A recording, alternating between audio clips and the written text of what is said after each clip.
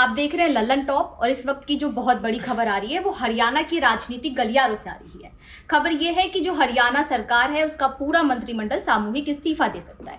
इस्तीफा क्यों दे रहा है, इसे लेकर ये कहा जा रहा है कि जो हरियाणा में बीजेपी सरकार, जो बीजेपी है और उसका जेजेपी से जो गठबंधन है वो टूट सकता है। ये गठबंधन क्यों टूट रहा है, लोकसभा चुनाव से पहले इस गठबंधन के टूटने का क्या कारण है और ये पूरे विवाद की शुरुआत कहाँ से हुई है, इसे लेकर जो तमाम अपडेट्स आ रहे हैं, तमाम बैकग्राउंड्स हैं, इसे लेकर ये क्यों कहा जा रहा है कि आखिर लोकसभा चुनाव से पहले अगर ये गठबंधन टूट जाता है तो किसको झटका लगेगा, वहाँ पे किस दल के पास कितना सीट है, क्या बीजेपी के पास अपने बल पर वहाँ बहुमत है, और अगर बहुमत है तो क्या बीजेपी का जेजेपी से अलग हो जाना आने वाले चुनाव में बीजेपी के लिए नुकसानदेह हो सकता है। हरियाणा से भी इस वक्त की जो तमाम बड़े अपडेट्स आ रहे हैं उसे लेकर हम अपने साथी रविराज से बात करते हैं। वो सुबह से इस खबर, जब से खबर आई है, इस पर नज़र बनाए हुए हैं। तो रवि, क्या क्या अपडेट है इस पूरे मामले में? जी हाँ, जिस तरीके की अभी तक अपडेट आई है कि मनोहर लाल खट्टर के साथ साथ पूरा भाजपा का जो मंत्रिमंडल है वो भी इस्तीफा दे सकता है और उसके साथ साथ नए मंत्रिमंडल का यहाँ पे गठन किया जाना है। तो अब जहाँ तक जो ये सवाल उठ रहा है, सबसे पहला कॉमन क्वेश्चन यही आ रहा है कि अगर जेजेपी से अपना हाथ पीछे खींच लेती है, अगर उनका समर्थन चला जाता है तो फिर उसके बाद बीजेपी की सरकार बचेगी या नहीं बचेगी। तो उस पर अगर हम बताएं तो बीजेपी के पास 41 विधायक ऑलरेडी हैं, 6 निर्दलीय विधायकों का उनके पास समर्थन प्राप्त है, नंबर हो गए 47, और एक गोपाल कांडा की जो पार्टी है उनके भी विधायक का समर्थन है, तो टोटल 48 उनके पास हो गए। बहुमत के लिए इनको 46 सीट चाहिए। तो इनके हाथ पीछे खींच लेने से उनको कोई बहुत ज़्यादा दिक्कत सामने आती हुई दिख नहीं रही है। जो निर्दलीय विधायक है उन्होंने खुलकर बोल भी दिया है कि एक विधायक ने खुलकर बोला भी है कि हम मनोहर लाल खट्टर सरकार को समर्थन अपना दे रहे हैं। इसके अलावा बात जो यहाँ पे आ रही है लोकसभा सीट को लेके, जो अनबन की बात आ रही है, तो जेजेपी की जो मांग है, जो हम लोग पहले से सुनते आ रहे थे कि वो 1 या 2 सीट मांग रहे थे कि हमें 1 या 2 सीट दी जाए, उसको लेके बीजेपी बिल्कुल भी रेडी नहीं है। क्योंकि बीजेपी के पास इसका रीज़न ये है कि पिछली बार जब लोकसभा चुनाव हुए थे तो 2019 में सभी 10 सीटों पर बीजेपी को जीत मिली थी और उनका वोट शेयर भी लगभग 58% रहा था। तो इस चीज़ को लेके आज एक बैठक भी होने वाली है। 11 मार्च को भी जेपी नड्डा के साथ एक बैठक हुई थी जिसमें बीजेपी ने दोनों के बीच में, बीजेपी और जेजेपी के बीच में बात नहीं बन पाई थी। आज फिर से एक बार बैठक होने वाली है।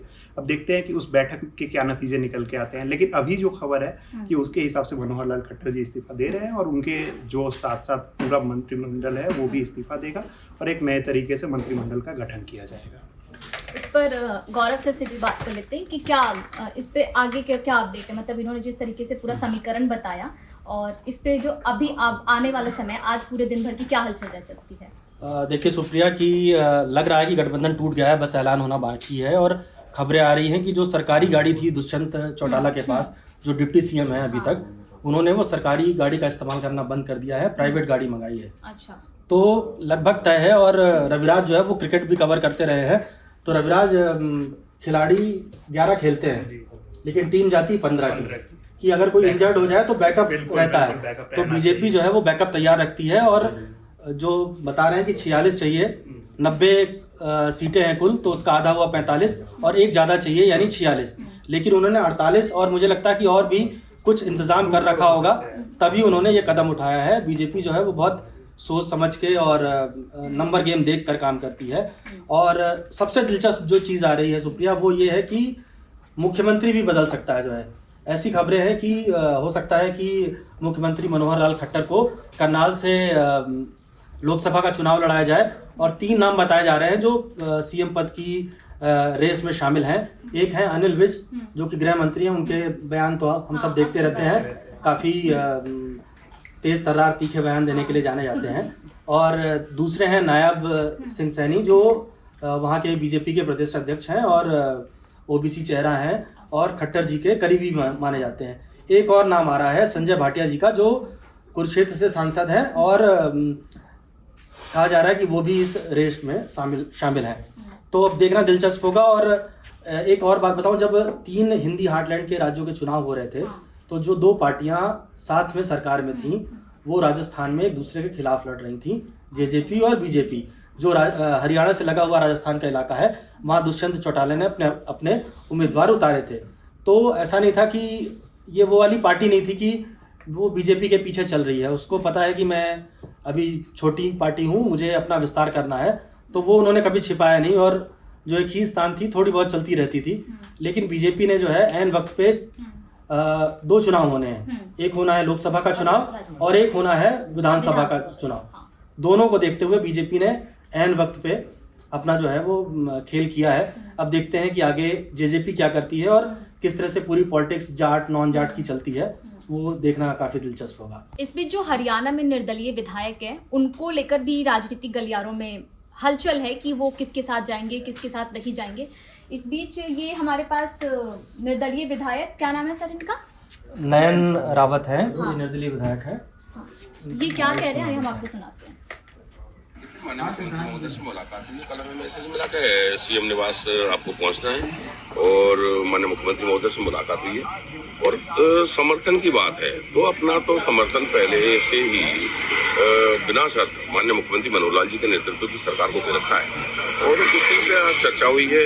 लोकसभा के चुनाव को लेकर भी चर्चा हुई है। देखिए, आभास तो किसी चीज का, क्योंकि सरकार के काम है, क्या करना ना करना ये सरकार का विषय होता है, लेकिन आवास, अगर मैं आवास की बात करूं तो निश्चित तौर पर जजपा से गठबंधन जो तोड़ने की कयावत है वो शुरू होगी और मेरे हिसाब से जल्दी ही इससे निजात मिल जाएगी। जो निर्दलीय विधायक है वो इस गठबंधन से निजात मिलने की बात कह रहे हैं, क्या मायने हैं इस बयान के?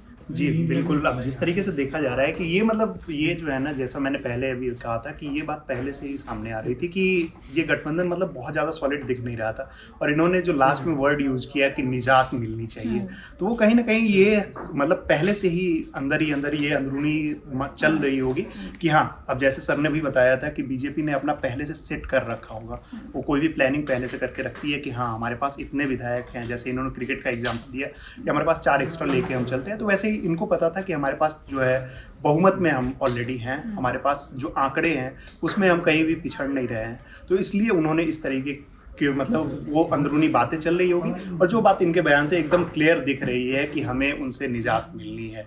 कहीं ना कहीं ऐसा हो रहा था कि उनके रहने से बीजेपी जो है वो कहीं ना कहीं ऐसी हो रही थी कि वो डिसीजन नहीं ले पा रहे थे, तो अभी तक तो इनके बयान से यही समझ आ रहा है। जी शुक्रिया। हाँ, कईयों के मन में लड्डू फूट रहा होगा कि अब बस मंत्री पद मिलने वाला है। बहुत सारे निर्दलीय लड्डू बनने भी शुरू हो गए होंगे कई। लड्डू तो बनेंगे, लड्डू मन में फूट रहा होगा कि बस मंत्री बनने वाले हैं। जो नहीं बन पाए तो जब चेंजेस होते हैं तो उनको भी उम्मीद जगती है, तो देखते हैं कौन मंत्री बनता है, क्या होता है आगे। मतलब एक लिहाज से अगर हम देखें तो आने वाले कुछ घंटों में जो तस्वीर होगी वो एक तरीके से साफ हो जाएगी और आगे इस मामले में जो भी अपडेट होगा वो आपको द ललन टॉप के जरिए हम पहुंचाते रहेंगे। फिलहाल इस खबर के लिए इतना ही। मैं थी सुप्रिया, कैमरे के पीछे मेरे साथी हैं रजत। आप ललन टॉप देखते रहिए। शुक्रिया।